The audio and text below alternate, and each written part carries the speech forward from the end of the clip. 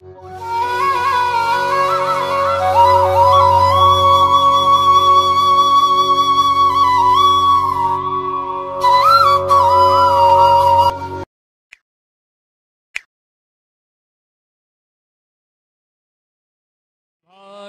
भगवान की है आरती, पापियों को पाप से है तारती। भागवत भगवान की है आरती, पापियों को पाप से है तारती। श्री भागवत भगवान की है आरती, पापियों को पाप से है तारती।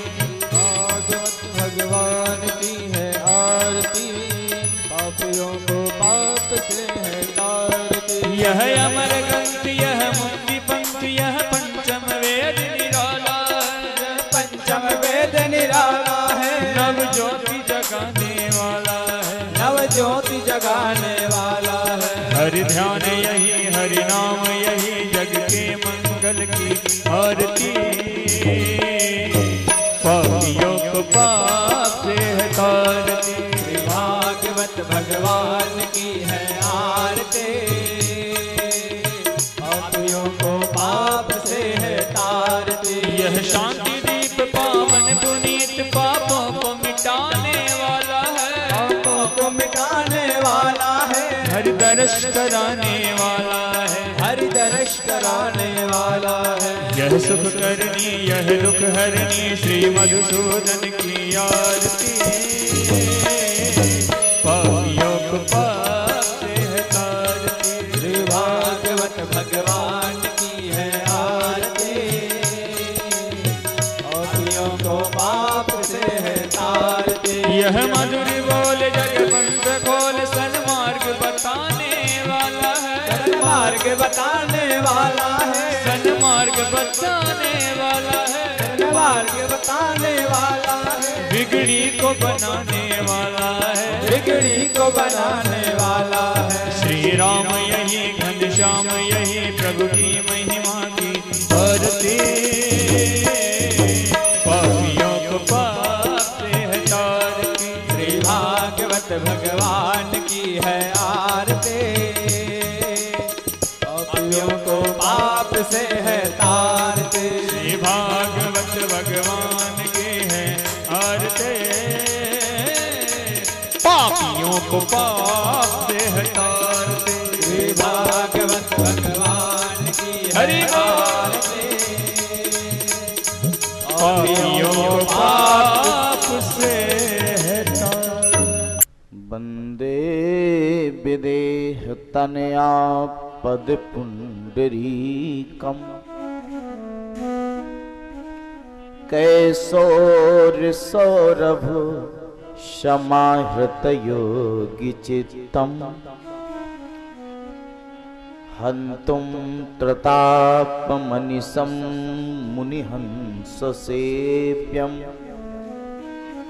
सन्मानिशालि परपीत पराग पुंजम।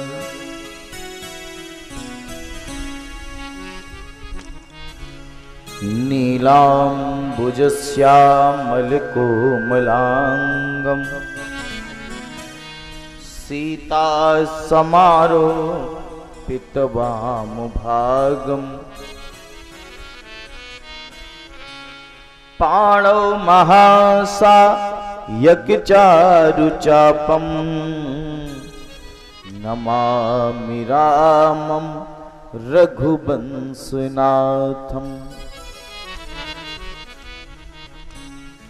श्रीराधा साध्यं साधनं यस्य राधा, मंत्रो राधा मंत्रदात्री च राधा।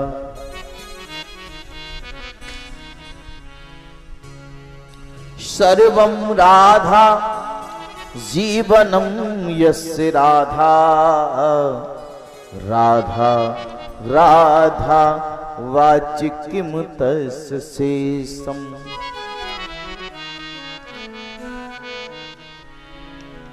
मनोजवम मारुततुल्य वेगम जितेन्द्रियं बुद्धिमतां वरिष्ठं वातात्मजं वानरयूथमुख्यं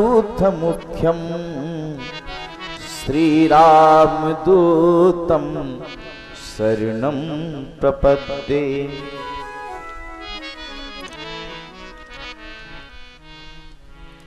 श्री गुरु चरण सरोज रज निज मन मुकुर सुधारि बरनौ रघुबर बिमल जसो जो दायक फलचारि। बुद्धिहीन तनु जानिके सुमिरहु पवन कुमार बल बुद्धि विद्या देव मुहि हरहु कलेश विकार।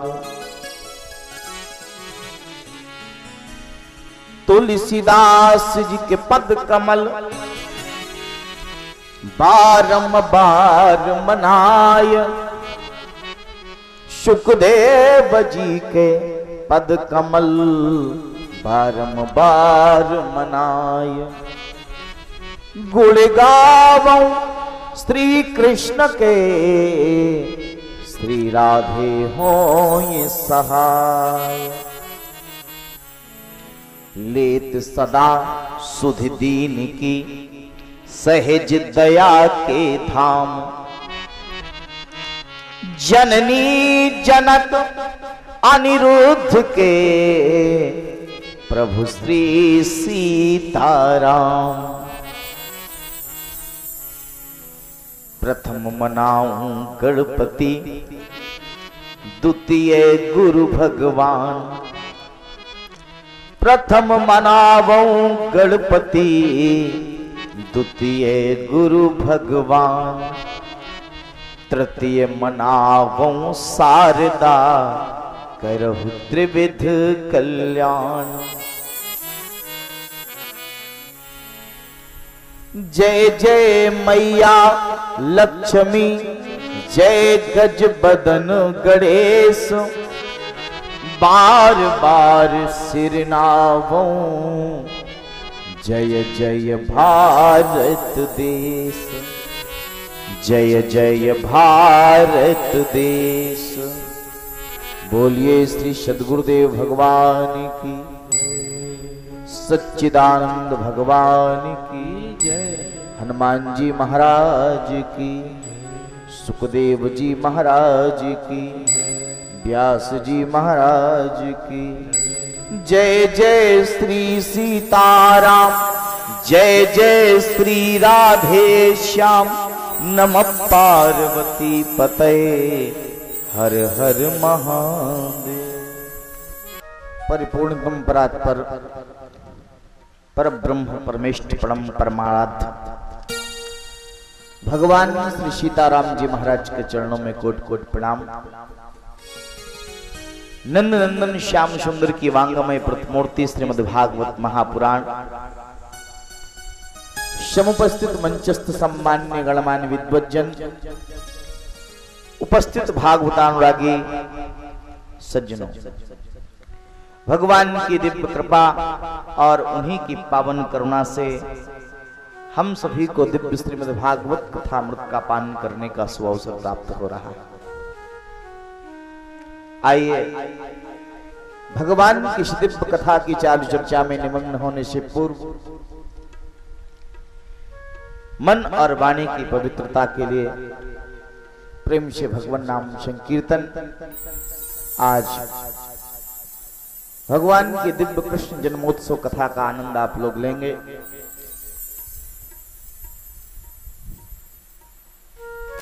साईं सेवा संस्थान की ओर से आयोजित यह दिव्य श्री राम कथा दिव्य श्रीमद् भागवत कथा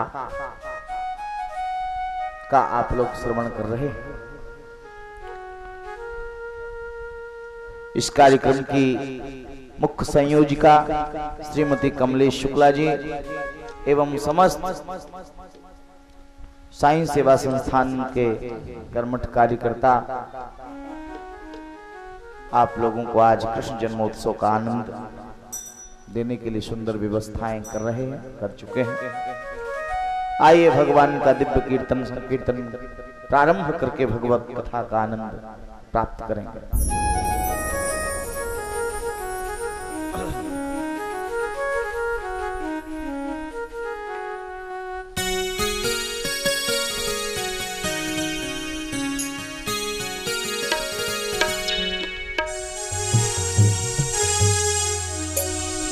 हरि सुंदर नंद मुकुंदा हरि नारायण हरि ओम। हरि सुंदर नंद मुकुंदा हरि नारायण हरि ओम। हरि सुंदर नंद मुकुंदा हरि नारायण हरि ओम। हरि सुंदर नंद मुकुंदा हरि नारायण हरि ओम। हरि केशव हरि गोविंदा हरि नारायण हरि ओम। हरि केशव हरि गोविंदा हरि नारायण हरि ओम। हरि सुंदर हरि सुंदर हरि सुंदर नंद मुकुंदा हरि नारायण हरि ओम। हरि सुंदर नंद मुकुंदा हरि नारायण हरि ओम।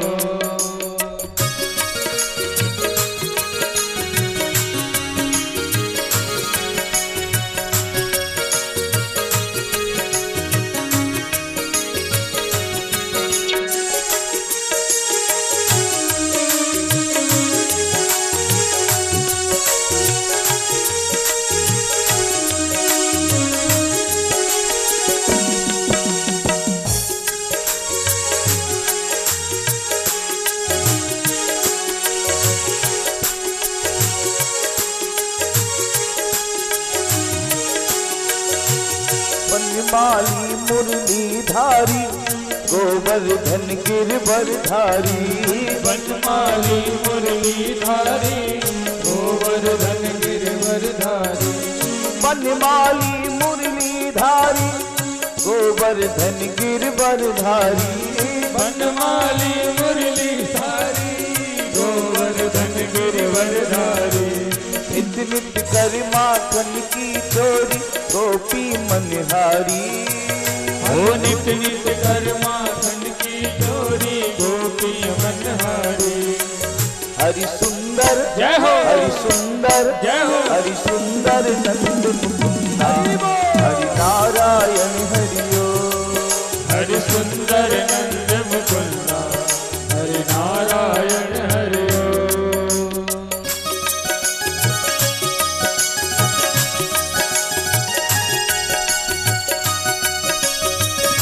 मीठी मीठी तालियां बजा करके कथा का आनंद लें।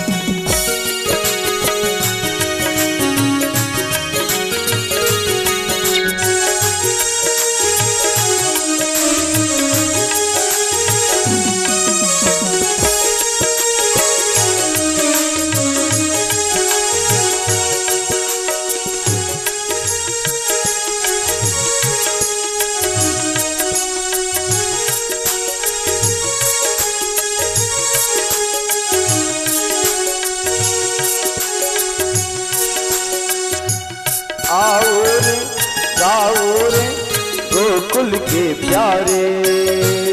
आओ रे गाओ रे गोकुल के प्यारे। आओ रे गाओ रे गोकुल के प्यारे। आओ रे गाओ रे गोकुल के प्यारे। आओ रे कान्हा रे रास रचाओ रे। आओ रे कान्हा रे रास रचाओ रे। आओ रे कान्हा रे नाचो गाओ रे। आओ रे कान्हा रे रास रचाओ रे। हरि सुंदर हरि सुंदर हरि सुंदर नंद मुकुंदा हरि नारायण हरि ओम। हरि सुंदर नंद मुकुंदा हरि नारायण हरि ओम।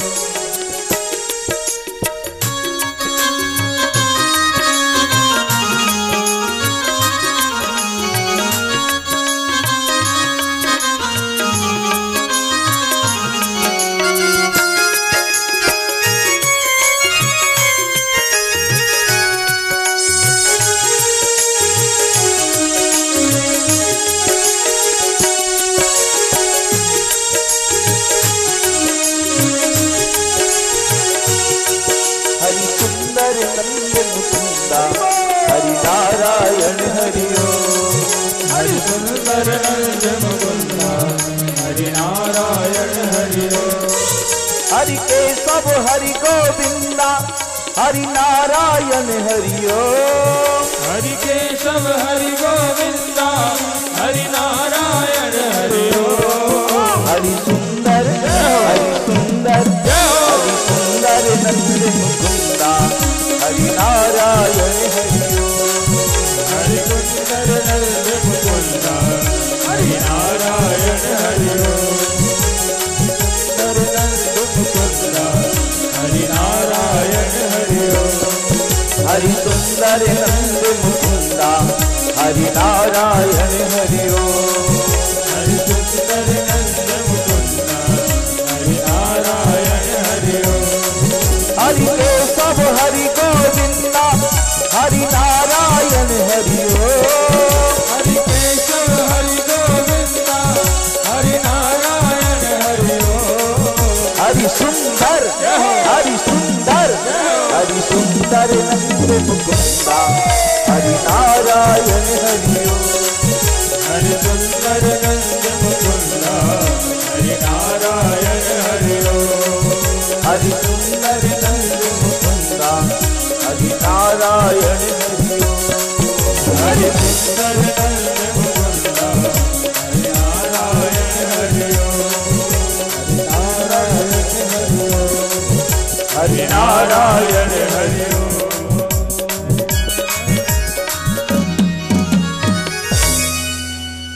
बोलिए सच्चिदानंद भगवान की जय। भागवत भगवान की जय। महर्षि बादरायण भगवान की जय। जय जय श्री सीताराम। नमः पार्वती पतये हर हर महादेव। आइए दिव्य श्रीमद् भागवत कथामृत का पान करते हैं। कल आप लोगों ने श्रवण किया भगवान कपिल ने माता देवहूति को सुंदर उपदेश दिया और देखो भाई,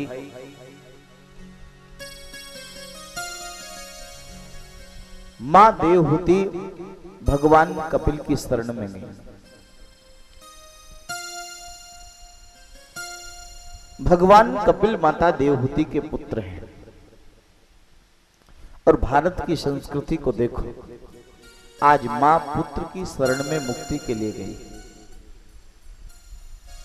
मैं प्रतिदिन निवेदन करता हूं कि भारत के इतिहास में प्रौढ़ता का निर्णय उम्र से नहीं होता, ज्ञान से होता है। भारत की संस्कृति में पूज्य और अपूज्य का फैसला ज्ञान से होता है।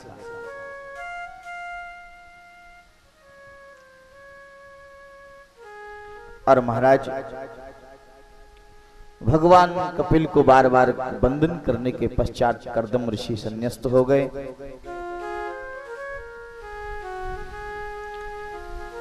श्रीमद् भागवत के तृतीय स्कंध में वर्णित भगवान कपिल के द्वारा जो सबीज सांख्य शास्त्र है उस पर विचार किया गया।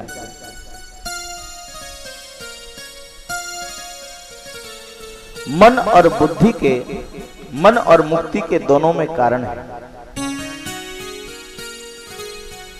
बंधन और मुक्ति के में दोनों में कारण है। देखो भाई, ताले को खोलने के लिए भी वही चाबी होती है और ताले को बंद करने के लिए भी वही चाबी होती है। अगर चाबी को उल्टा घुमा दो तो ताला खुल जाता है, चाबी को सीधा घुमा दो तो ताला बंद हो जाता है। बस यही मन की गति है। मन ही हमारी मुक्ति का कारण है और मन ही हमारे बंधन का कारण है। मन एव मनुष्याणाम कारणम बंध मोक्षयो। मन ही मनुष्यों के बंधन और मोक्ष का एकमात्र कारण है। और महाराज इसलिए पहले मन को काबू में करने की विद्या भगवान कपिल ने माता देवहूति को बताई। क्या विद्या है? बोले पहले वेद विहित कर्म करो, इसके अनुसार अपने जीवन को बनाओ, शिखा सूत्र को धारण करो और संध्या वंदन करो, होम करो, हवन करो। बाद में जाकर के जब आप अपनी कला में दक्ष हो जाएं तो शिखा सूत्र आदि का त्याग कर दो। और महाराज कर्म से रहित हो जाओ। यह एक मार्ग है, लेकिन भगवान कपिल तो ऐसे महापुरुष हैं जो निवृत्ति का मार्ग बताने लगे। अकर्माणम बैठे हुए कपिल भगवान के पास में मां देवहूति गई, विषय कभी किसी को तृप्त नहीं कर पाता। इसलिए भगवान कपिल ने कहा कि विषयों को भोगने से सदा मन अतृप्त रहता है। और इसलिए भागवत में जितनी भी विषय भोग की कथाएं आती हैं उसमें बार बार यही समझाया गया कि ये मन विषयों को भोगने के बाद भी अतृप्त ही रहता है। इसलिए कपिल भगवान ने 3 बातें बताई सज्जनों कि तम त्वागताहं शरणं शरण्यम स्वाभृत्व संसार तरो कुठारम जिज्ञासयाहं प्रकटे पुरुषस नमामि सद्धर्म विदाम वरिष्ठम। भगवान कपिल के लिए 3 बातें बताई गई। शरणम शरण्यम पहली बात है। दूसरे तो ये कहा मां देवहूति ने स्वाभृत संसार तरो कुठारम। और तीसरी बात कही नमामि सद्धर्म विदाम वरिष्ठम।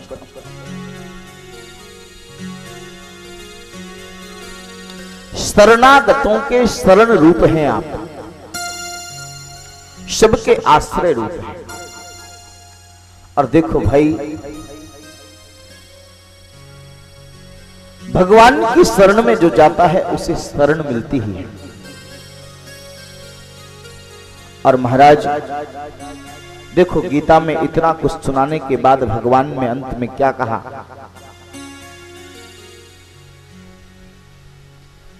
भगवान जिस पर कृपा करते हैं पहले उसके संसार के वृक्ष को काटते हैं, हरा भरा नहीं करते।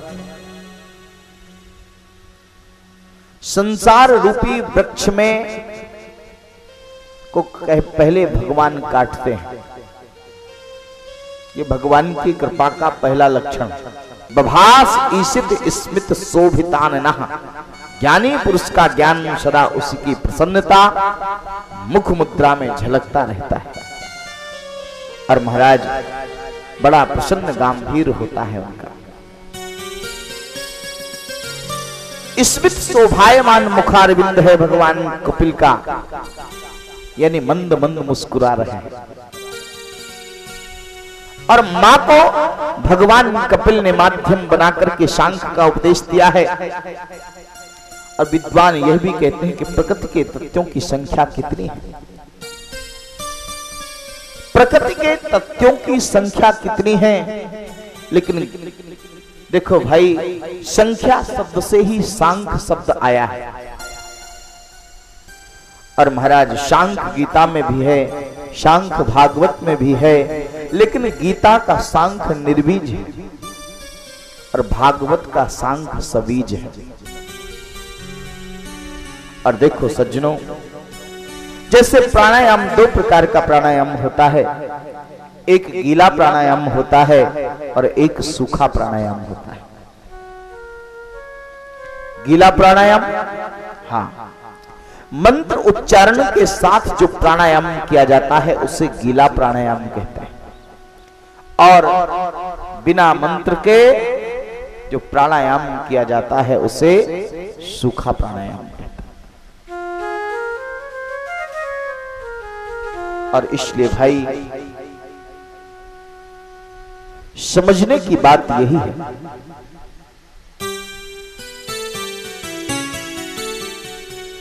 पुरुष और प्रकृति की बात। लेकिन सज्जनों, जो ये भागवत का सांख्य है वह शेश्वर है, यानी ईश्वर सहित है। गीता का सांख्य निर्वीज है। थोड़ी सी बात जटिल अवश्य है, क्योंकि फिलॉसफी का विषय है सज्जनों, लेकिन समझने योग्य है। यही समझ तुम्हारे जीवन का कल्याण करे, ये ज्ञान पक्ष है। और महाराज, एक स्त्री के सामने भगवान कपिल उपदेश दे रहे हैं, और एक स्त्री को जिस बात को समझ में आ जाए ऐसा सरल सांख्य शास्त्र का उपदेश दिया है भगवान कपिल। सज्जनों, ऐसा सांख्य भगवान कपिल ने बताया। हमारे यहां 6 दर्शन हैं, सांख्य, योग, न्याय, वैशेषिक, पूर्व मीमांसा, उत्तर मीमांसा। ये हमारे 6 दर्शन हैं। इंडियन फिलॉसफी के अंतर्गत 6 दर्शनों की कल्पना, भारतीय दर्शन। और देखो भाई, सांख्य के आचार्य कपिल हैं, योग के आचार्य पतंजलि हैं, न्याय के आचार्य गौतम ऋषि हैं, और वैशेषिक के आचार्य कणाद मुनि हैं, और पूर्व मीमांसा जो कर्म मार्ग को प्रशस्त करने वाला शास्त्र है उसके आचार्य जैमिनी ऋषि हैं। और देखो भाई, उत्तर मीमांसा जिसका दूसरा नाम ब्रह्म सूत्र है उसके आचार्य महर्षि बादरायण अर्थात महर्षि व्यास। और महाराज, एक 7वां स्वतंत्र दर्शन है। स्वतंत्र दर्शन है, हाँ, उसका नाम है भक्ति दर्शन। भक्ति दर्शन के 2 आचार्य हैं, एक देवर्षि नारद, दूसरे महर्षि सांडिल्य। सांडिल्य का सांडिल्य भक्ति दर्शन है, और देवर्षि नारद का नारद भक्ति दर्शन है। और महाराज, तो सांख्य, योग, न्याय, वैशेषिक, पूर्व मीमांसा, उत्तर मीमांसा, तो एक ज्ञान के मार्ग को प्रशस्त करता है, एक कर्म के मार्ग को प्रशस्त करता है, और तीसरा भक्ति के मार्ग को प्रशस्त करता है। और सज्जनों, भगवान कृष्ण भी गीता में 2 निष्ठाएं बताते हैं। हे अर्जुन, 2 निष्ठाएं हैं, एक सांख्य निष्ठा है और दूसरी योग निष्ठा है, यानी एक ज्ञान का मार्ग है, एक कर्म का मार्ग है। लोकेस्मिन् द्विविधा निष्ठा पुरा प्रोक्ता मया नघ। 2 मार्ग हैं, 2 निष्ठाएं हैं। क्या सुंदर मनोविज्ञान है सज्जन। हे अनघ, हे निष्पाप, यह मत समझना कि तू यहां युद्ध के लिए तैयार हो रहा है। गीता में भगवान ने इसी बात को समझाया अर्जुन को। मैं तुझे युद्ध के लिए तैयार कर रहा हूं, तू युद्ध करेगा, शत्रुओं को मारेगा, तू पापी हो जाएगा। हे अनघ, हे निष्पाप अर्जुन, 2 निष्ठाएं हैं, एक ज्ञान निष्ठा है, दूसरी कर्म निष्ठा है। ज्ञान मार्ग सांख्य का मार्ग है और योग मार्ग कर्म का मार्ग है। दोनों मार्ग बताए हैं। भगवान श्री कृष्ण ने भगवत गीता में भक्ति की आवश्यकता है और कर्म के साथ भी भक्ति की आवश्यकता है। और इसलिए देखो, ज्ञान, कर्म और भक्ति, इन तीनों का समन्वय है जीवन में। ये तीनों बातें बताई।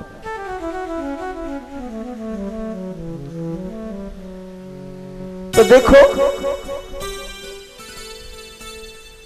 सुंदर उपदेश किया है। भगवान कपिल ने कहा, प्रकृति त्रिगुणात्मिका है। प्रकृति में 3 गुण हैं। कौन कौन से 3 गुण? यानी सत्वगुण, रजोगुण और तमोगुण। जीव प्रकृति के अधीन है,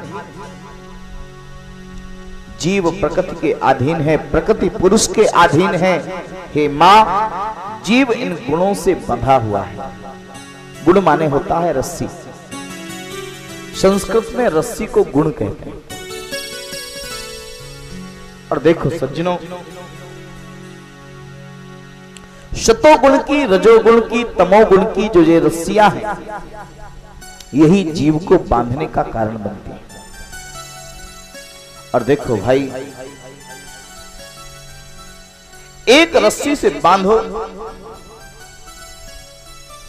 एक रस्सी से अगर किसी को बांधो तो भी वह छूट नहीं सकता। और जब तीन तीन रस्सियां मिल जाएं तो क्या छूटना संभव है? इसलिए तीन उपाय हैं छूटने के। एक तो तुम में शक्ति हो तो तुम रस्सी को, सामर्थ्य अगर है तो बलपूर्वक अपने शरीर को फुला करके रस्सी को तोड़ करके मुक्त हो सकते हो।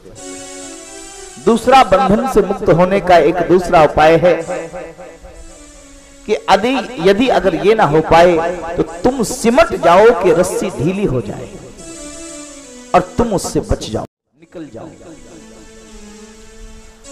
और देखो भाई, शक्ति लगाओ, ये ज्ञान का मार्ग है, यानी सोहम का मार्ग है। और सिमट जाओ जिससे रस्सी ढीली हो जाए, ये दासोहम का मार्ग है, यानी भक्ति का मार्ग है। भक्त सिमट जाता है, ज्ञानी भूल जाता है। या तो अपने आप को इतना बड़ा बनाओ कि अहंकार और प्रकृति की ये तीन रस्सियां तुमको बांध ना पाए, या फिर अपने आप को इतना छोटा बनाओ, या फिर अपने आप को इतना छोटा बनाओ कि ये रस्सी आपको बांध ना पाए।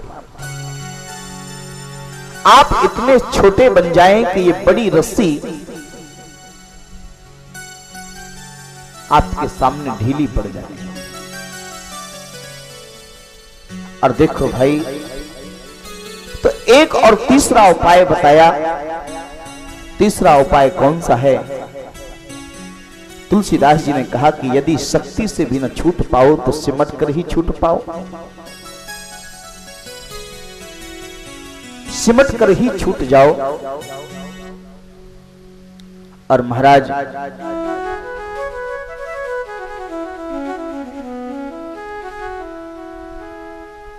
गोस्वामी तुलसीदास जी महाराज ने विनय पत्रिका के 102 में, यानी 102 नंबर के पद में लिखा। क्या लिखा है? स्तुति विदित उपाय सकल सुर, के ही दीन निहोरे। तुलसीदास यह जीव मोह रज, जोई बांध्यो सोई छोरे। गोस्वामी तुलसीदास जी महाराज कहते हैं कि ना ही हम इतने बड़े बन सकते हैं कि ये रस्सी से बच जाए, ना ही हम इतने छोटे हो सकते हैं कि इस रस्सी से बंधने से बच जाएं। फिर गोस्वामी जी बोले, हम तो दास हैं, भक्त हैं, जिसने इस त्रिगुण की रस्सी से हमको बांधा है वही आकर के हमको खोलेगा। अरे ये प्रकृति भगवान की है और भगवान की माया के अनुसार ही प्रकृति में ये तीन गुण काम करते हैं। तो भगवान चाहे तो बांधें और भगवान चाहे तो खोलें। इसलिए कहा तुलसीदास यह जीव मोह रज, जोई बांधे सोई छोरे। जिसने बांधा है वही आकर के खोलेगा। उसने कह दिया कि बंधे रहो तो बंधे, उसने कह दिया कि खोल देंगे तो खुल गए। और महाराज, तो कहने का तात्पर्य है कि कपिल भगवान माता देवहूति से कहते हैं कि जब तक वासना है, जब तक बंधन है, वासना गई कि मुक्ति आ गई। क्योंकि ये वासना का अर्थ है कामना। संसार की ये इच्छाएं ही तो हमको बांधती है। क्या है संसार की इच्छाएं? जन्म लेते ही इच्छाएं प्रारंभ हो जाती हैं। जन्म लेते ही इच्छाएं प्रारंभ हो जाती हैं और मृत्यु पर्यंत जीव का ये इच्छाएं पीछा नहीं छोड़ती। बस सज्जनों, यही बात समझ लेने जैसी है। आचार्य कपिल ने, भगवान कपिल ने जो सांख्य शास्त्र का जो सार है वो यहां पर बताया है कि ये इच्छाएं मन के द्वारा निर्मित होती है और इस मन को समझा लेना और अपनी इच्छाओं को नियंत्रित कर लेना, बस यही मुक्ति का साधन है। और देखो भाई, इन इच्छाओं में ईर्ष्या नहीं होनी चाहिए। ईर्ष्या के बल पर हम अपनी इच्छाएं पूरी करते हैं, ये बात भी समझ लेने जैसी है। एक जगह एक संत आए, तो सज्जनों संत आए तो एक घर में ठहरे। उस घर के मालिक ने, उस घर जिसने बुलाया उनको, उसने उस संत को गुरु बना लिया, यानी कि गुरु दीक्षा ले ली। अब पड़ोसी ने देखा कि इसने संत की गुरु दीक्षा ले ली और ये संत को भोजन खिलाता है, नहलाता है। उसने देखा कि गर्मी का समय था, कई घड़ों में पानी को ठंडा किया गया। पहले घड़े हुआ करते थे, तो कई घड़ों में पानी ठंडा किया गया। बगल वालों ने पूछा, भैया ये क्या? बोले गुरु जी को नहाना है, गर्मी है तो ठंडा पानी होना चाहिए। अच्छा अच्छा। गुरु जी ने स्नान किया। गर्मी का समय तो ठंडी ठंडी चीजें गुरु जी को खिलाई गई। बगल वाला देखता, बगल वाले ने कहा कि गुरु जी कुछ दिनों बाद मैं भी आपको गुरु बना रहा हूं, आप मेरे भी घर पधारे। अब ठंडी का समय आ गया था। अब उसने सोचा कि मैं भी बगल वाले को दिखा दूंगा कि क्या मैं कोई कम गुरु भक्त हूं। अगर तुमने गुरु जी को ठंडे पानी से नहलाया था तो क्या मैं कोई कम हूं? उसने भी साफ 10-20 घड़े ठंडा पानी मंगवाया। गुरु जी ने कहा, बच्चा ठंडी है, गर्म पानी लाओ। बोले नहीं गुरु जी, मैं बगल वाले को दिखाना चाहता हूं कि जैसा स्वागत उसने आपका किया था उससे कम नहीं होना चाहिए। गुरु जी ने कहा, ठीक है, स्वागत तो ठीक है। अब गुरु जी को ठंडे पानी से नहलाया और ठंडी में केला और आइसक्रीम और तमाम ठंडी ठंडी चीजें खिलाई जो उसने बगल वाले के यहाँ देखा था। अब गुरु जी की तबीयत खराब हो गई। आखिर शरीर का तो एक सामर्थ्य होता है। गुरु जी ने कहा कि और तो सब ठीक है, तुम्हारे इस स्वागत के चक्कर में जान तो मेरी जा रही है, तो इसलिए ईर्ष्या बस कामनाएं नहीं होना चाहिए। कामनाओं का जन्म ईर्ष्या से होता है, प्रतिस्पर्धा से होता है। इसलिए इन कामनाओं पर नियंत्रण कर लेना ही, समझ लो, मुक्ति के साधन के द्वार का खुल जाना है। अगर तुम मुक्ति के द्वार को खोलना चाहते हो तो अपनी इच्छाओं पर, अपनी कामनाओं पर, अपनी वासनाओं पर नियंत्रण रखो। और महाराज, इसलिए आचार्य कपिल कहते हैं कि जब तक ये कामनाएं हैं, जब तक ये वासनाएं हैं, तब तक मनुष्य परमात्मा की वृत्ति में एकाकार नहीं हो सकता।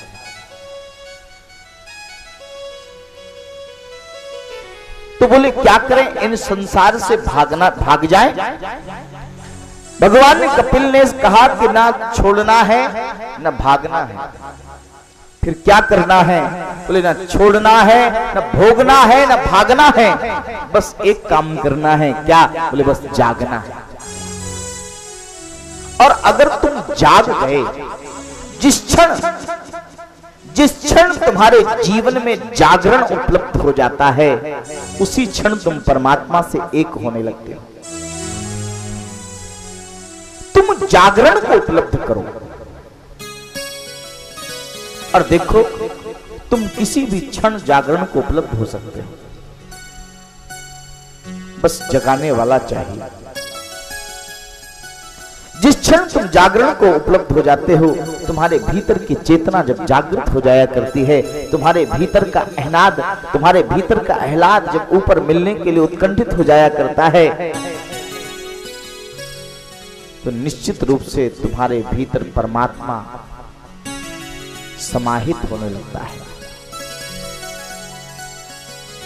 और कहीं बाहर से समाहित नहीं होता, बस भीतर है।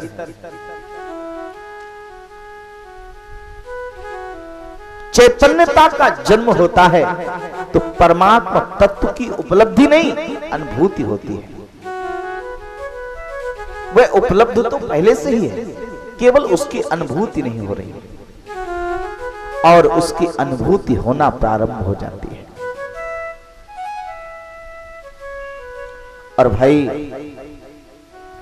इसलिए रामचरितमानस में गोस्वामी तुलसीदास जी महाराज बड़ा सुंदर और सटीक उदाहरण यहां पर लिखते हैं।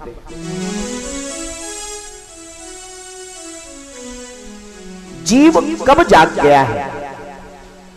क्या पहचान है कि आपके जीवन में जागरण प्रारंभ हो गया है? क्या प्रमाण है कि आप चेतना को उपलब्ध हो रहे हो? गोस्वामी जी कहते हैं इसका एक लक्षण है। क्या? जानिए तब जीव जब जागा। कब? जब सब विषय विलास विरागा। जब उसे विषयों के विलासिता से वैराग्य होने लग जाए, तो समझो कि जीव के जागरण का प्रारंभ हो गया।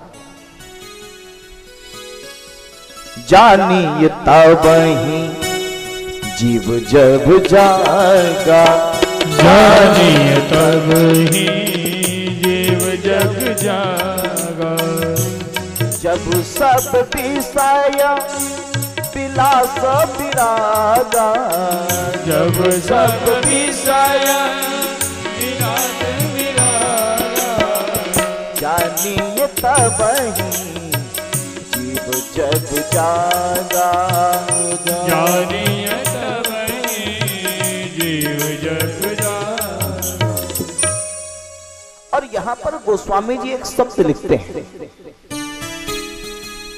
अगर गोस्वामी तुलसीदास जी महाराज चाहते तो ऐसा भी लिख सकते थे, जानिए तब ही जीव जब त्यागा। लेकिन त्यागा नहीं लिखा, विरागा लिखा। क्यों? क्योंकि विषयों के विलास से वैराग्य होना चाहिए। क्योंकि जिस चीज को हम त्याग देते हैं उसे पुनः अपना सकते हैं। और वैराग्य का मतलब है कि उनसे कोई संबंध अब है ही नहीं।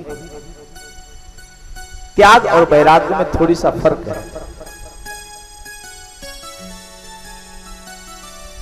लोग कहते हैं ना, हमने तो अब बीड़ी पीना बिल्कुल त्याग ही दिया है, बस वो कभी कभी संगत में अगर बैठ गए तो ले लेते हैं। इसका मतलब कि त्याग करने के बाद भी कुछ आशा शेष रह गई है। लेकिन वैराग्य के बाद, वैराग्य का अर्थ होता है सज्जनों, जो हमारी वस्तुओं के प्रति जो हमारा विशेष राग था वह छूट गया है। विशेष राग का त्याग हो जाना ही वैराग्य कहलाता है। इसलिए विराग होना चाहिए। गोस्वामी जी इसको विरागा कहते हैं, यानी वैराग्य कहते हैं। इसलिए विषयों से वैराग्य हो जाए तब समझो कि तुम्हारे जीवन में जागरण आ गया है। और महाराज,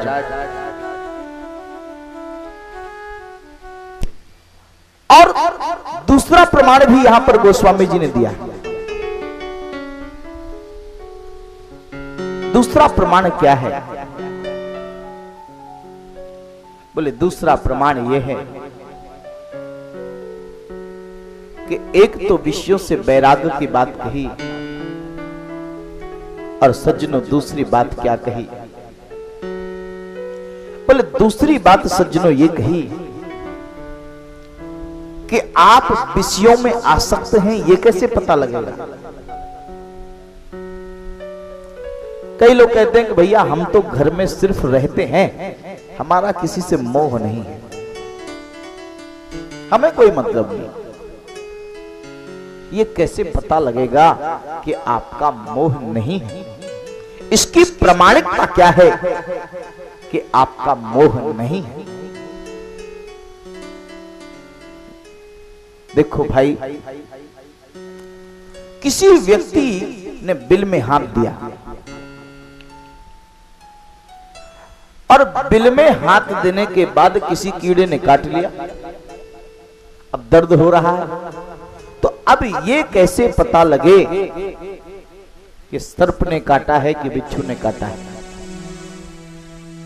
ये कैसे पता लगे कि सर्प के दंश से पीड़ित है या बिच्छू के डंक से पीड़ित है? तो बोले ये पता लगाने के लिए बहुत सुंदर और सरल उपाय है। क्या? सर्प काटे हुए व्यक्ति को नीम की पत्ती खिलाई जाती है, और अगर नीम की पत्ती मीठी लगती है तो समझो कि सांप ने काटा है, और नीम की पत्ती अगर कड़वी लगती है तो समझो किसी अन्य कीड़े ने काटा है। तो अगर विषयों में फंसे होने पर विषय आपको अच्छे लगते हैं, मीठे लगते हैं, और बार बार विषयों के प्रति आपका मन जाता है, तो समझो आपको सांप ने काटा है। विषय रूपी भुजंग के दंश से पीड़ित हैं आप, और वह भुजंग कौन है? ये कामनाएं, ये वासनाएं हैं, ये तुम्हारी इच्छाएं हैं। काम भुजंग हसत जिम जाही, विषय नीम कटुलागत नाही। ये कामनाओं का भुजंग जिसे डस लेता है, ये कामनाओं का सर्प जिसे काट लेता है, सज्जनों विषयों के प्रति उसकी आसक्ति बढ़ती जाती है, ये संसार उसे बड़ा मीठा लगने लगता है। और महाराज इसलिए दो बड़े सर्प हैं जिनसे आपको बचना है। कौन कौन से? एक दर्प है और दूसरा कंदर्प है। काम यानी दर्प, एक काम है, एक दर्प है, यानी एक अहंकार है और एक वासना है। अहंकार और वासना से आपको बचना है। और महाराज इन दोनों सर्पों के काटने से जीवन में विष फैलता है, और इसलिए इस विष से बचने के लिए किसको बुलाया जाता है? जब कोई सर्प से पीड़ित हो जाता है, सर्प के काटने से, तो किसे बुलाया जाता है? बोले या तो फिर जहर का इंजेक्शन लगवाना पड़ता है, और या फिर किसी बीन बजाने वाले सपेरे को बुलाना पड़ता है। और विषय वासनाओं के काटे हुए सर्प के ज्वर से जब आप पीड़ित हो जाएंगे तो ढूंढना पड़ेगा एक सपेरा, और वो सपेरा कौन होगा? वो सतगुरु हुई बीन बजाता हुआ आएगा, और सतगुरु के सामने जैसे सांप नाचने लगता है। तुम जानते हो, जब सपेरा बीन बजाता है तो उस बीन की ध्वनि को सुनकर के सर्प भी अपने फन को हिलाने लगता है, और जैसा सपेरा कहता है कि पिटारी में बंद हो जाओ, तो पिटारी में बंद हो जाता है। बस यही समझ लेने जैसी बात है। संसार की इन कामनाओं से बचना चाहते हो, संसार की इन वासनाओं से बचना चाहते हो, तो सदगुरु की शरण में जाओ और सत्संग की, हरि कथा की, भागवत कथा की वो जड़ी बूटी से आपके विषय वासनाओं के जहर को बाहर निकाल देंगे और विषय वासनाओं को अपनी साधना के बीन बजा करके सांप को नचाते हुए पिटारी में बंद करके ले जाएंगे और तुम मुक्त हो जाओ। यही तुम्हारी मुक्ति का साधन है। और महाराज, तो देवहूति माता ने कहा कि आपने संतों की शरण में जाने की बात कही, लेकिन प्रभु, हे कपिल भगवान, संतों की पहचान क्या है? हम कैसे जानेंगे कि संत है? लाल कपड़ा पहनने वाला व्यक्ति ही क्या संत होता है? संत की पहचान क्या है? आचार्य कपिल ने उद्बोधित किया, तितिक्षवा कारुणिकः सुहृदा सर्वदेहिनां अजात शत्रवः शांता साधवा साधुभूषणः मयि नन्येन भावेन भक्तिं कुर्वन्ति ये दृणाम मत्कृते त्यक्त कर्माणस् त्यक्त सोजन बांधवा। कितनी सुंदर बात कही। मदास्त्रयः कथामृष्टा श्रवन्ति कथयन्ति च तपन्ति विविधास्तापा नैतान् मदगत चेतसः ता एते साधवा साध्वी सर्व संग विवर्जिता संगस्ते स्वते प्रार्थ्या संग दोष हराहिते। श्रीमद् भागवत महापुराण के तृतीय स्कंध के 25वें अध्याय के 21वें, 22वें, 23वें और 24वें श्लोक में ये बात कही। क्या कहा? जिसमें तितिक्षा है, तितिक्षवः कारुणिकः, जिसमें सहनशीलता हो, जिसका हृदय कारुणिक हो। और भाई, तितिक्षा का अर्थ है कायरता नहीं, तितिक्षा का अर्थ है जो सहनशील हो। और महाराज, करुणा होनी चाहिए। और देखो, आंखों की शोभा जैसे काजल से होती है, वैसे हृदय की शोभा करुणा से होती है। आपके हृदय में करुणा हो। और महाराज, प्रेम होना चाहिए। करुणा और प्रेम आपके हृदय से निकलता हो, ये संत का लक्षण है। प्रेम सिखाने की कला, प्रेम बहता हो। इसलिए मैं हमेशा आपसे कहता हूं, आई टीच यू लव, मैं तुम्हें प्रेम सिखाता हूं।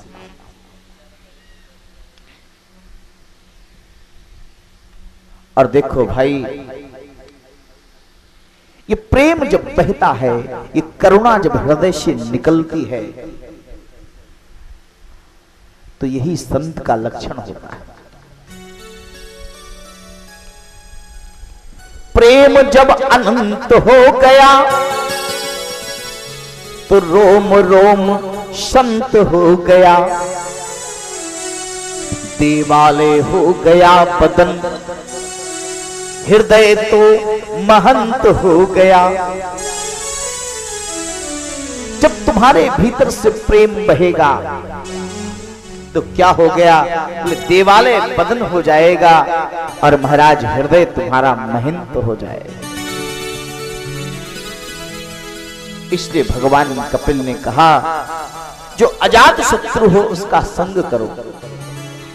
अजात शत्रु का मतलब है जिसका कोई शत्रु ही ना हो, जिसका कोई विरोध करने वाला ही ना हो। और महाराज, विरोध करने वाले का मतलब क्या है? आप कहेंगे कि ऐसा तो कोई संत मिलता ही नहीं जिसका कोई विरोध न करता हो। सज्जनों, यहां बाहर के विरोध की बात नहीं कही गई, अरे कोई संत बनेगा, कोई भक्त बनेगा, कोई भगवान की साधना करेगा तो बाद वाले विरोध बाद में करते हैं, पहले तो घर वाले ही विरोध कर देते हैं। दिन भर पूजा करते हो, दिन भर भागवत पढ़ते हो और कोई काम नहीं है, जवानी में ही बूढ़े हो गए। लोगों के दिमाग में एक बड़ी भ्रांति है कि भजन बुढ़ापे में किया जाता है। पता नहीं किस उल्लू ने बता दिया।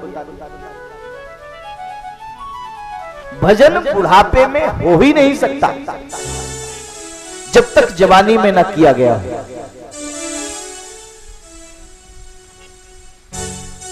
अगर जवानी से भजन का अभ्यास नहीं होगा तो बुढ़ापे में भजन हो ही नहीं सकता।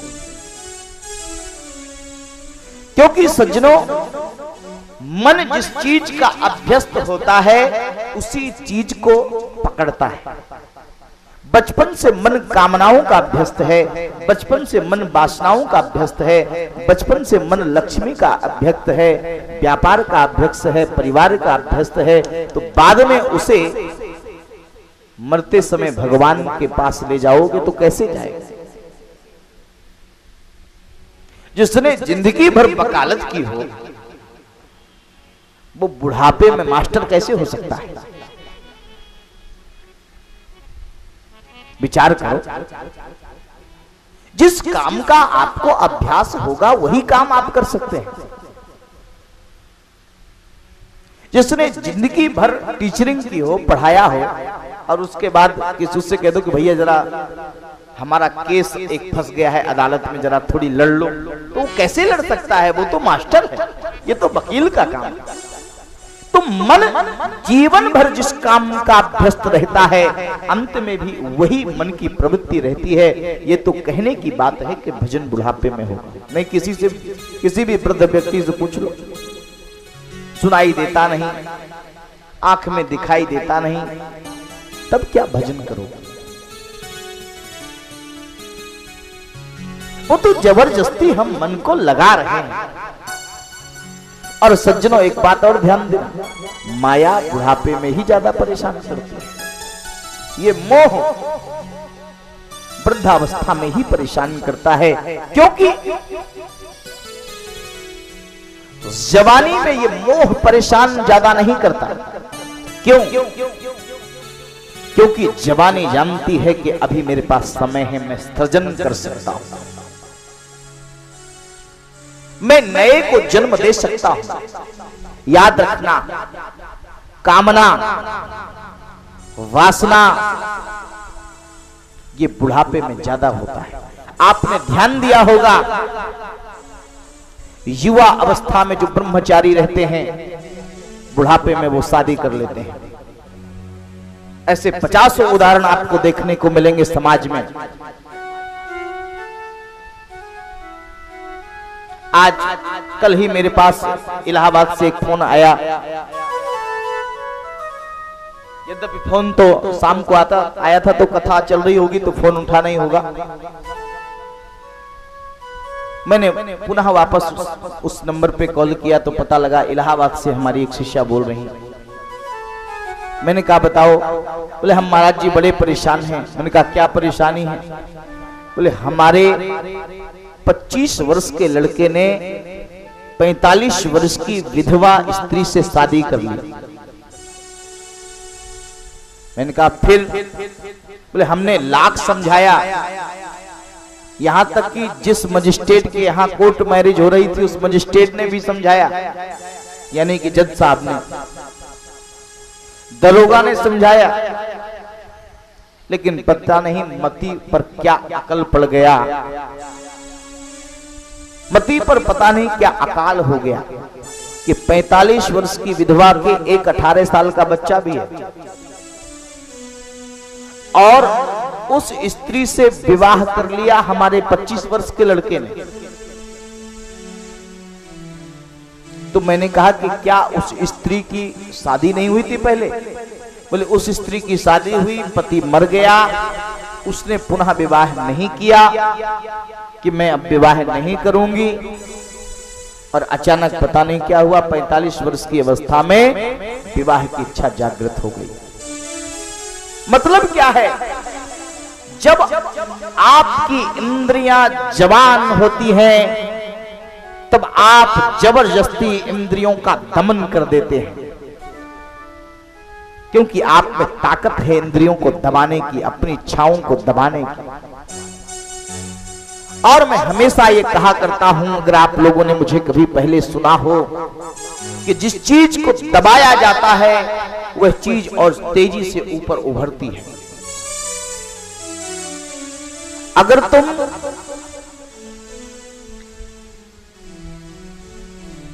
हवा से भरे हुए गुब्बारे को पानी में नीचे दबाओगे तो वो गुब्बारा और ऊपर को आएगा। आता है कि नहीं? जब तक आपकी ताकत रहेगी तब तक वह नीचे रहेगा, और जैसे ही आपके हाथ की ताकत शिथिल होगी वह ऊपर आ जाएगा। बस यही समझ लेने जैसी बात है। तुम जबरदस्ती जब तक ब्रह्मचर्य का पालन करोगे, अपनी इच्छाओं को दबाओगे और जबरदस्ती इंद्रियों पर संयम करोगे, लेकिन जैसे ही इंद्रियों को मौका मिलेगा वे तुम्हें छलने में देर नहीं करेंगे। इसलिए ज्यादा दबाई हुई चीज दमन खतरनाक होता है। दमन और वमन दोनों खतरनाक होते हैं। ये इंद्रियां वृद्धावस्था में ज्यादा परेशान करती हैं। आपको यह जानकर आश्चर्य होगा कि ज्यों-ज्यों हमारी उम्र घटती है यानी बढ़ती है और हम वृद्धावस्था की ओर जाते हैं, साइंस ये कहता है, विज्ञान ये कहता है कि हमारे शरीर में कामना ज्यादा उठती है। क्यों ऐसा होता है? आप सैकड़ों लोगों को देखेंगे कि जिन्होंने जीवन भर ब्रह्मचर्य का पालन किया हो, ऐसे तमाम महात्मा आपको मिल जाएंगे जिन्होंने बुढ़ापे में शादी कर ली।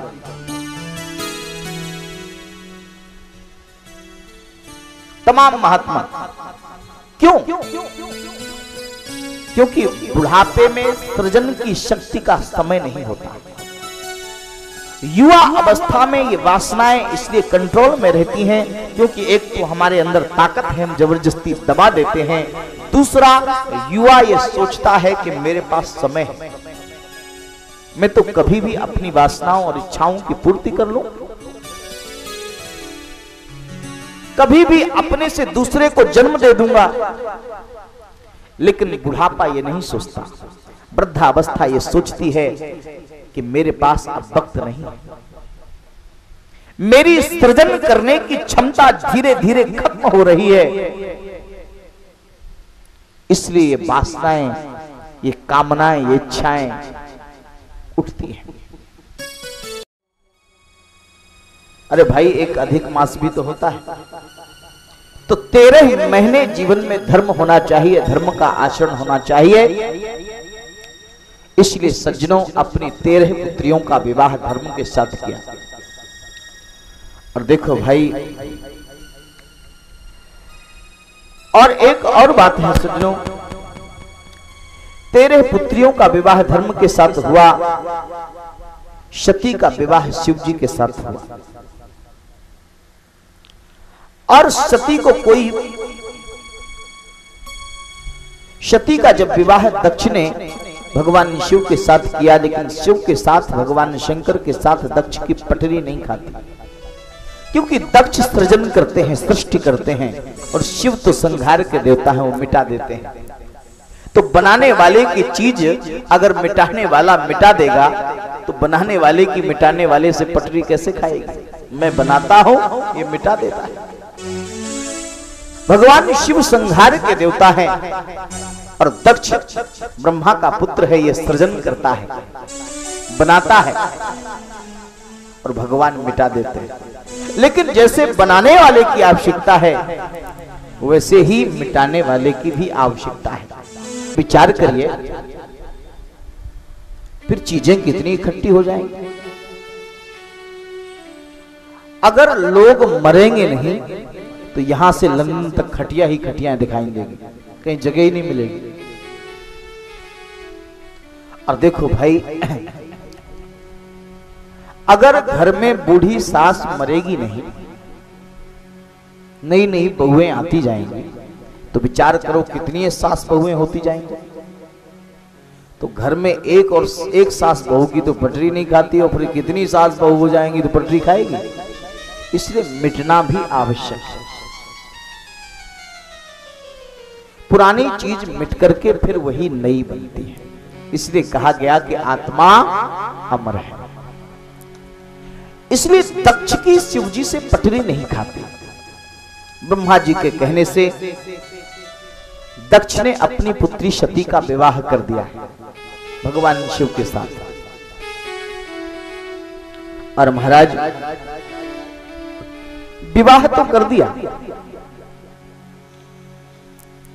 एक समय की बात है, सज्जनों की सभा में ब्रह्मा विष्णु भगवान शंकर सभी उपस्थित हैं। प्रजापति दक्ष का आगमन हुआ, और जैसे ही प्रजापति दक्ष का आगमन हुआ, सभी ने खड़े होकर के स्वागत किया। लेकिन सज्जनों, ना ही शिव जी उठे, ना ही ब्रह्मा उठे, ना ही विष्णु उठे। दक्ष ने कहा कि नारायण देवों में श्रेष्ठ हैं, ये उठे नहीं तो कोई बात नहीं। ब्रह्मा मेरे पिता हैं, इन्होंने सम्मान नहीं किया तो कोई बात नहीं, लेकिन ये तो मेरा जमाई है, ये तो मेरी पुत्री का पति है, इसे तो ध्यान रखना चाहिए। और विचार कर लिया कि आज मेरा अपमान किया है शिव ने, और मैं भी इसे छोड़ूंगा नहीं। आज यज्ञ किया है। महाराज दक्ष ने एक यज्ञ की रचना की है, सभी को आमंत्रित किया है, लेकिन शिव का कहीं कोई स्थान नहीं। और उधर एक बार दंडकारण्य में महर्षि अगस्त्य के आश्रम में भगवान शिव अपनी पत्नी सती के साथ में सत्संग करने की इच्छा से गए।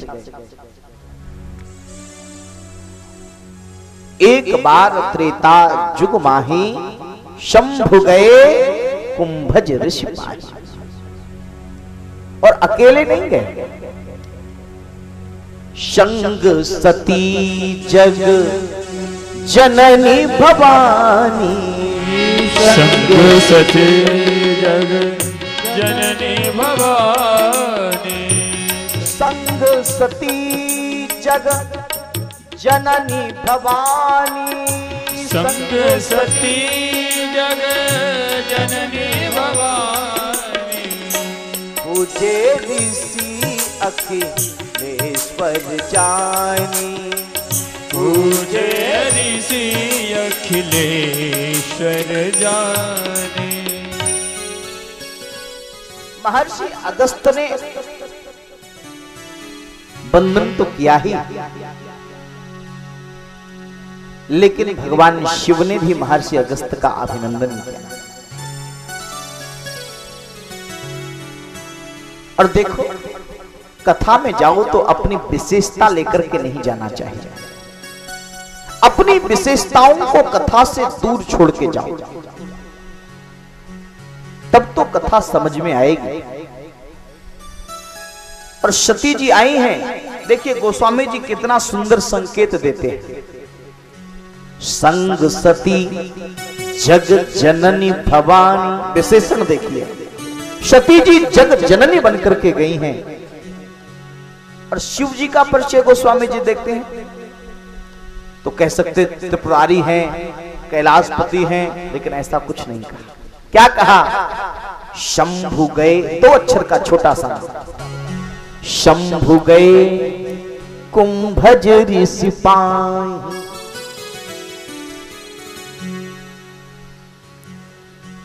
दो अक्षर का छोटा सा।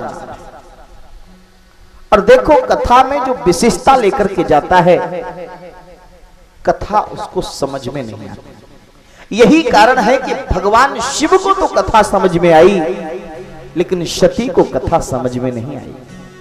और गोस्वामी जी इसलिए आगे इसका संकेत भी दिखते हैं। राम कथा मुनि बरज बखानी, राम कथा मुनि बरज राम कथा मुनि बरज बखानी। राम कथा मुनि बरज बखानी।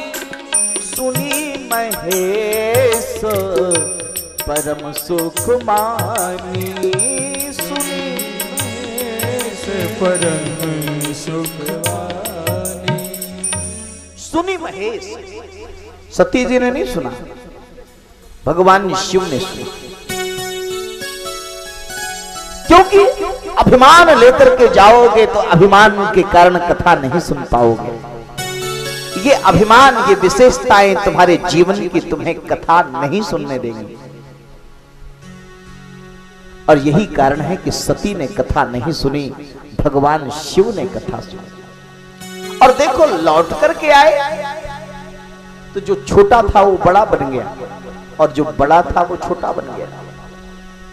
सती जी जो जग जननी थी, उनके लिए गोस्वामी जी ने बहुत छोटा प्रयोग किया शब्द।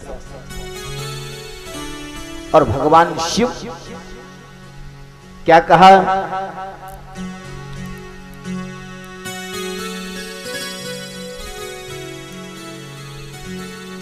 चली संग तहां दक्ष कुमारी। चली संग तहां दक्ष कुमारी। और देखो भाई क्या शब्द प्रयोग किया? दक्ष कुमारी। पहले क्या किया? संग सती जग जननी भवानी।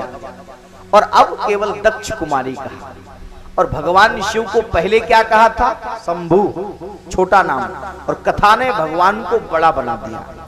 और अब क्या शब्द प्रयोग करते हैं? क्या कहा? मुनि सैन वेदा लीन त्रिपुरारी। मुनि सैन वेदा लीन त्रिपुरारी। चली संगत दक्ष कुमारी। चली संगत दक्ष कुमारी। मुनि सैन वेदा लीन त्रिपुरारी। मुनि सैन वेदा लीन त्रिपुरारी। संकेत क्या है? बोले कथा में जो छोटा बन करके जाता है, ये कथा उसको बड़ा बना देती है। और कथा में जो बड़ा बन के जाता है, ये कथा उसको छोटा बना देती है। और कितनों को तुम देखते हो जो बहुत छोटे थे, लेकिन जिन्होंने कथा का आश्रय लिया वो सब बड़े बन गए। चाहे वो बापू हो, चाहे वो माई हो। जितने माई बापू आज तुमको दिखाई दे रहे हैं, ये सब छोटे थे, सब बहुत छोटे थे। कथा ने इनको बड़ा बना दिया। ये कथा की विशेषता है। कथा छोटे को बड़ा बना देती है और बड़े को, कथा में जो अभिमान के साथ जाता है, उसके अभिमान को दूर करके उसको छोटा बना देती है। और महाराज उसी समय भगवान का दर्शन हुआ। भगवान का दर्शन करने के बाद भगवान शिव ने नमन किया, सती जी ने नहीं किया। भगवान ने उसी समय सती का त्याग कर दिया। सती को संशय हो गया। और महाराज इधर दक्ष ने यज्ञ किया। सती ने कहा मैं अपने पिता के घर में जाऊंगा, मैं अपने पिता के घर यज्ञ भवन में जाऊंगी, यज्ञ उत्सव में सम्मिलित होंगी। और देखो यज्ञ उत्सव में सम्मिलित होने के लिए मुझे जाना है। भगवान शिव ने कहा कि जहां सम्मान ना हो वहां नहीं जाना चाहिए। सती जी ने कहा नहीं, मैं तो जाऊंगी। और महाराज सती जी गई।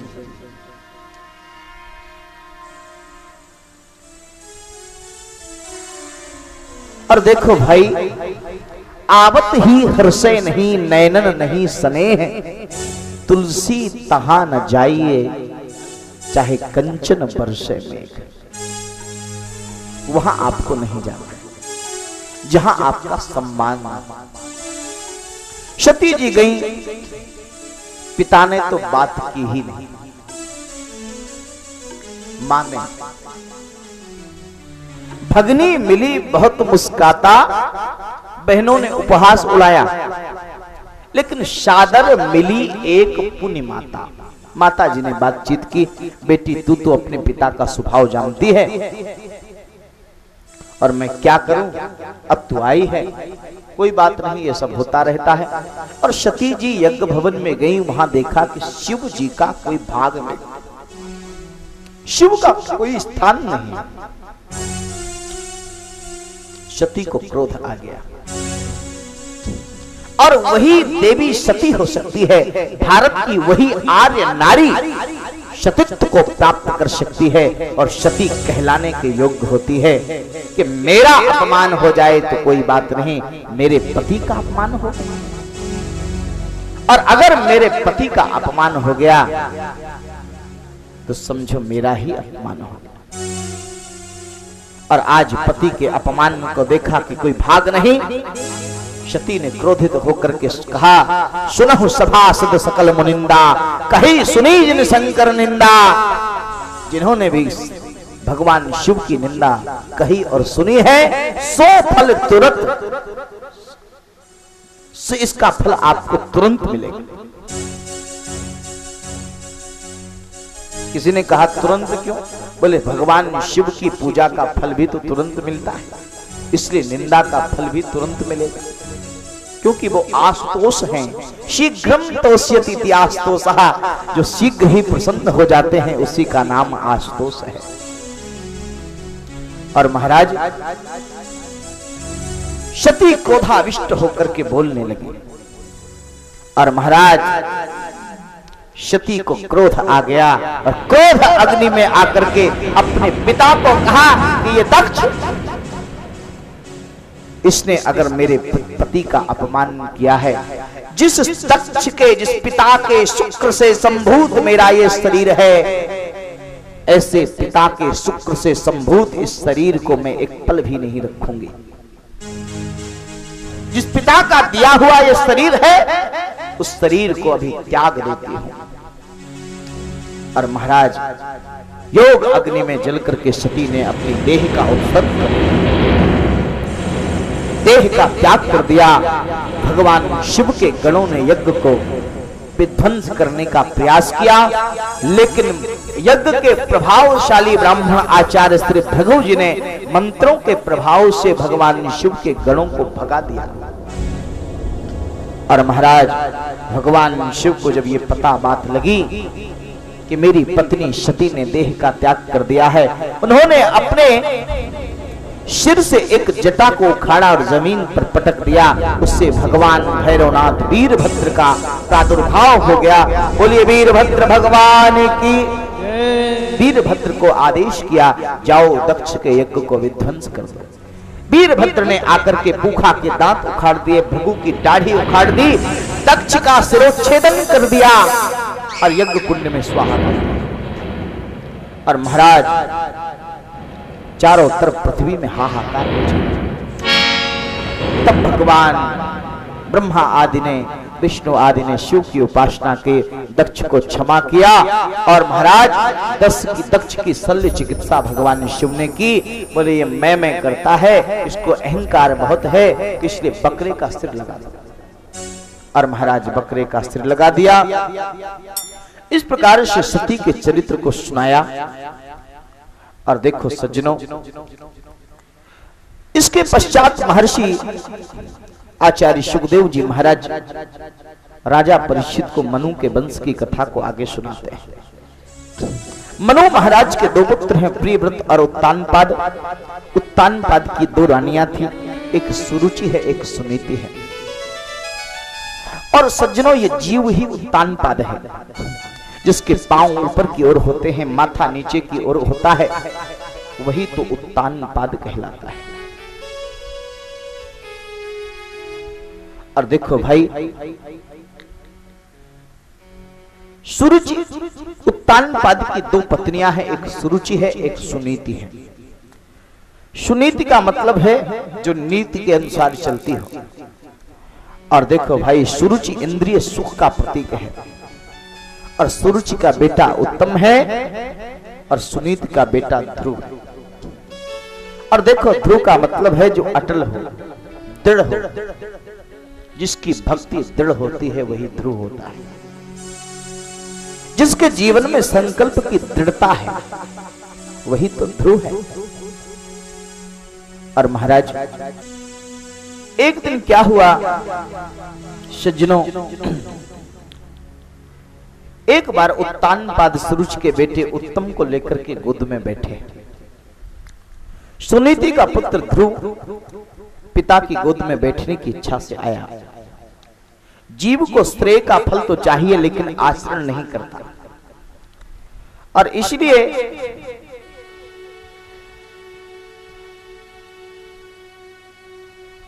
उस फल को प्राप्त करने के लिए जो करना चाहिए था उसकी तैयारी नहीं।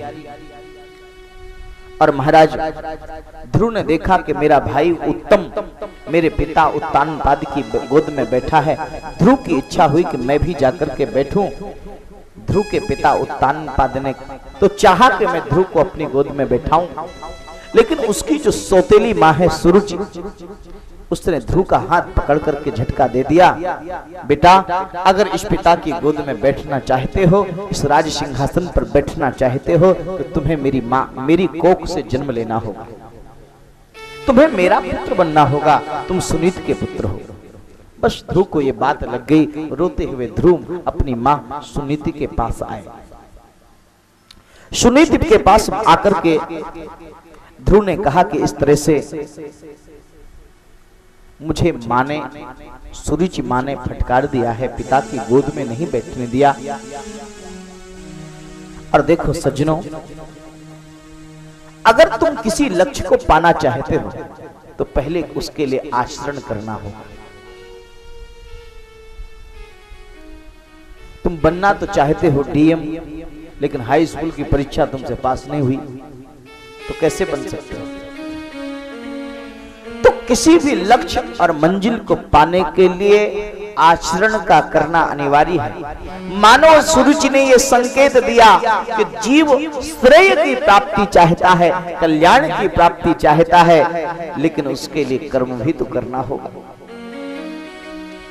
और इसलिए ना ही कल्याण कृत कश्चित दुर्गतिम तात गच्छति, बिना कुछ किए तुम गति को उपलब्ध नहीं हो सकते हो। बिना प्रयास के पैसे नहीं मिलते।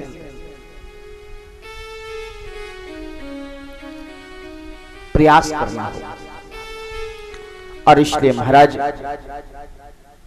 सुनीति मां ने रोते हुए बेटे को गोद में ले लिया। और देखो, ध्रुव के आंसुओं से, ध्रुव के आंखों से निकली हुई अश्रु की धारा मानो ध्रुव के सुकोमल गालों को भिगो रही थी।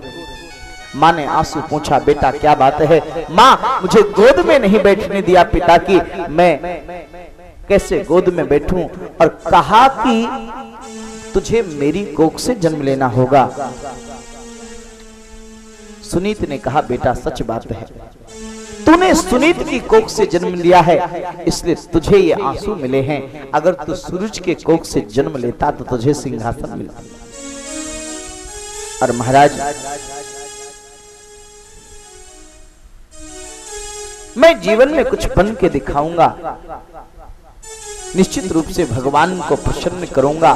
सुनीति ने कहा कि बेटा ये तो अच्छी बात है, लेकिन भगवान को प्राप्त करना बहुत आसान नहीं है। फिर भगवत प्राप्ति का लक्ष्य कोई आसान नहीं है। कैसे भगवान की प्राप्ति की जाए? मैं जंगल में जाऊंगा। मां ने समझाया, बेटा जंगल में हिंसक प्राणी होते हैं, तू वहां क्या करेगा? ध्रुव जी ने कहा कि मेरा संकल्प है, मैं परमात्मा की प्राप्ति के लिए निकलूंगा, परमात्मा को उपलब्ध करके ही वापस लौटूंगा। छोटा सा 5 वर्ष का बालक है ध्रुव, संकल्प देखो। और महाराज सुनीति ने ध्रुव को आशीर्वाद दिया। ध्रुव जी गए वन में। जब वास्तव में भगवान की प्राप्ति के पास प्यास जिंदगी में जगती है तो कोई ना कोई सदगुरु मिल ही जाता है। और आज रास्ते में देवर्षि नारद का मिलन हो गया। देवर्षि नारद ने ध्रुव से पूछा कि बालक तुम कहां जा रहे हो? ध्रुव ने कहा कि भगवान को प्राप्त करने के लिए। देवर्षि नारद ने कहा क्या तुमने गुरु बनाया है? तुम्हारे जीवन में गुरु का कोई स्थान है? ध्रुव ने कहा कि हम गुरु तो जानते नहीं क्या होता है। देवर्षि नारद ने कहा कि बेटे भगवत प्राप्ति से पहले गुरु की प्राप्ति होती है और वह गुरु ही तुम्हें एक मंत्र देता है, वह रास्ता बताता है, तभी तुम भगवान के चरणों तक पहुंच सकते हो। ध्रुव जी ने कहा कि महाराज तो आप ही बताएं। देवर्षि नारद ने वासुदेव गायत्री मंत्र दे दिया, ओम नमो भगवते वासुदेवाय। और सचमुच सदगुरु की जब कृपा हो जाती है तो सारे रास्ते खुल जाते हैं। और देखो भाई, आज गुरुदेव की कृपा को प्राप्त करके ध्रुव जी वृंदावन में आए, मथुरा में आए। मथुरा में मधुवन में एक टीले पर जाकर के ध्रुव जी साधना करने लगे। और महाराज ध्रुव जी ने बहुत सुंदर साधना की है। ध्रुव जी साधना करते हैं और देखो भाई, सदगुरु तुम्हारा जब रास्ते में मिलता है, तुम्हारे जीवन में मिलता है, तो सदगुरु ये परखता है कि तुम्हारी बुद्धि, तुम्हारा त्याग आवेश जन्य तो नहीं, तुम्हारी बुद्धि में, तुम्हारे त्याग में निश्चयात्मकता यानी दृढ़ता है कि नहीं। और देवर्षि नारद ने कहा, देखा कि इस पुत्र में दृढ़ संकल्प है।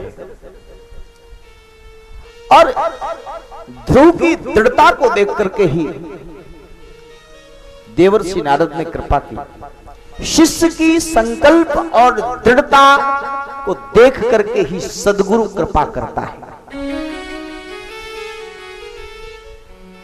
आइए आपको गुरुदेव का एक और भजन सुनवा देते हैं। इसके पश्चात ध्रुव की कथा कहते हुए कथा क्रम को आगे बढ़ाते हैं।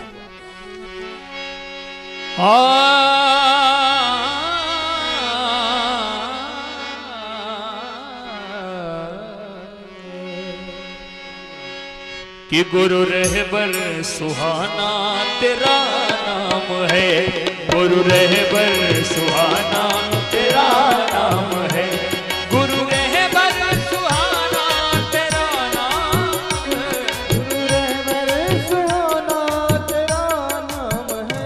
गुरु रहबर सुहाना तेरा नाम है, फिर तो पार लगाना तेरा काम है, हाथों से लगाना तेरा काम है।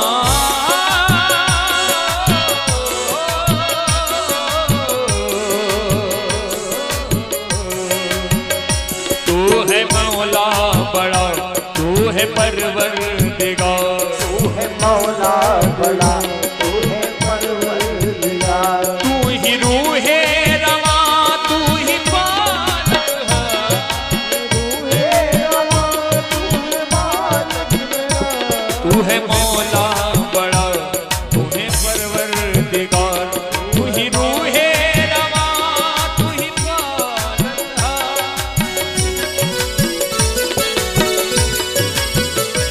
तेरे दर पे गिरा दो शर्मसार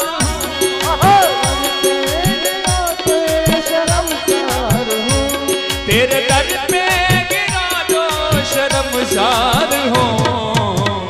दोनों हाथ लगे कि उसकी लाज बचाना तेरा काम है, उसकी लाज बचाना तेरा काम है।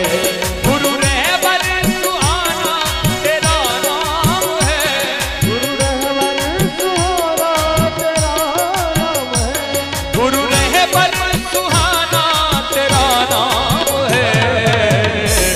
अब तो पार लगाना तेरा काम है। अब तो पार लगाना तेरा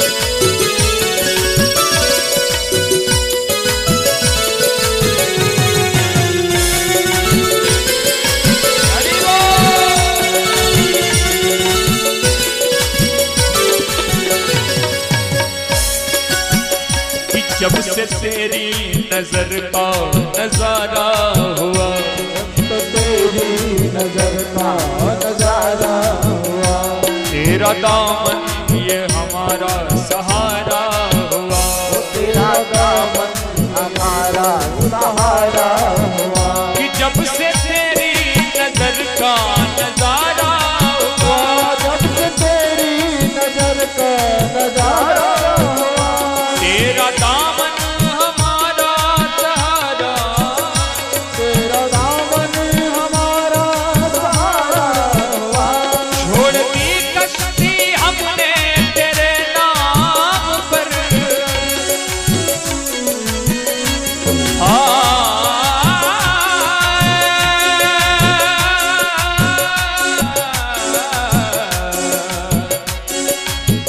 कि छोड़ दी हमने कश्ती तेरे नाम पर, छोड़ दी हमने कश्ती तेरे नाम पर, छोड़ दी हमने कश्ती तेरे नाम पर, उसको पार लगाना तेरा काम है, उसको पार लगाना तेरा काम है, उसको पार लगाना तेरा काम है, उसको पार लगाना तेरा काम है।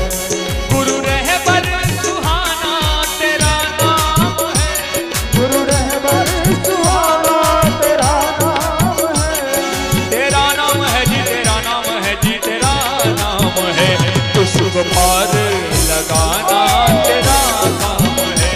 उसको पार